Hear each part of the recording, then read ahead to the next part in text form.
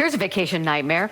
Rent a car, return it, and 4 months later, a surprise $1,000 plus repair bill shows up. Well, it happened to a Lehi man, and when he couldn't get the rental company to prove that he was responsible for damages he's sure he did not cause, he decided to get Gephardt. Yeah, I couldn't prove it, but they sure were saying he owed anyway. This car was towed over a flat tire. Our viewer says not a mark on the car when it was hauled away, so why now months later is he being told he indeed has to pay for those damages? Let's see.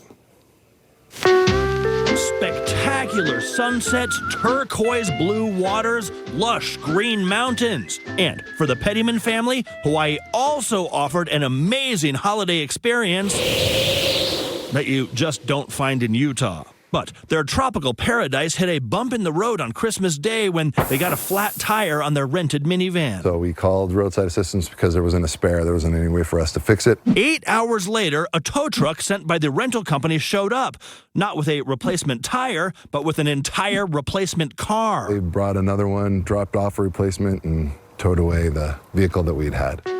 Eric and his family resumed their holiday with no idea that trouble was brewing in paradise until 4 months later. We got a letter from National saying that there was damage to the vehicle and that we had to replace it and repair it. That repair cost over $1,400 on a minivan that Eric says that, other than the flat tire, was in tip-top shape when it left him. Yeah, that damage did not exist when you had the car? No, it did not exist when we had the car. You watched the car get towed? Yeah. Did the tow truck driver back into it and smash it there on the side of the road? Not when he picked it up, no. The damage, though, does exist. National, the rental car company, sent Eric pictures showing the front end has been crunched a little, maybe hit by something. No doubt it was the same minivan. Match the rental number to the paperwork that we got. Eric says he did take pictures of the van with his phone before it got hauled off, but he deleted those a month later, never dreaming that National would hound him 4 months down the road. He believes they should chase down the tow company or whoever fixed the tire. Instead of putting all this weight and pressure on me, put it on whoever did the damage. Despite his numerous calls to National saying he didn't cause the damage and they could not prove that he's responsible, the company has refused to budge. At the end of the investigation, all I got was a letter saying, we still deem you responsible because you signed the original agreement and you now have to pay us. And that was it. That was all they would say. That was not it for Eric. He decided it was time to call me.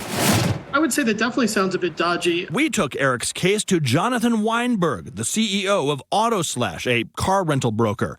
He says he understands why it can sometimes take weeks or even a little longer for a rental car company to charge a customer for dings. These damage claims go into a pile, so to speak, and then someone has to inspect that, and an adjuster has to look at it, and then the car goes to a body shop, and then the estimate comes back. But he says a surprise bill 4 months later should not happen. And there should be transparency in the process all the way through. Weinberg says if a rental car company is trying to charge you for damage that they have little or no proof you're actually responsible for, ask for a detailed description of the damage and photographic proof, as well as a repair bill. Also, ask for the car's utilization log. That'll show if and how many times it was rented after you. But the best way to protect yourself, he says, document, document, document. And that means taking pictures, taking video, inspecting the car thoroughly before you leave the lot. And that means if there is an issue, do exactly the same thing. Document exactly what happened. And then hold on to all that documentation for at least 6 months. The KSL investigators reached out to National's parent company, Enterprise Holdings, and we asked, what proof do you have that Eric is actually responsible for the damage to that minivan? They said, hey, when the car went out, it didn't have damage. When the car came back, it did have damage. But since we reached out, it seems National is having a change of heart. They then wrote, quote, however, given the uncertainty around when and how the damage occurred, the local branch in Hawaii has decided to drop the claim against the renter. And just like that, Eric is free from having to pay that repair bill. Though he says for him, the damage is done, he does not plan to rent from National again. I would have never even thought this was a possibility.